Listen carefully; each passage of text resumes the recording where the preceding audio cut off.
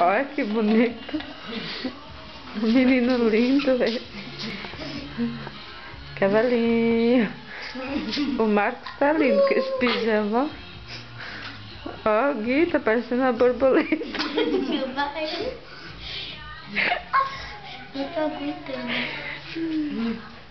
Por que? Ele tá levinho? Ele vai cair pra trás. Ele tá pesado? Quantos quilos será que ele tá pesando, hein? Esse aqui é o penúltimo. Vai cair? Tá fazendo careta, por quê? Quando vocês ficarem quietos, aí vai. Tá. Que bonitinho, hein? Ó, o outro tá de chupeta amarela. Olha. Abraça ele. Mas um besta.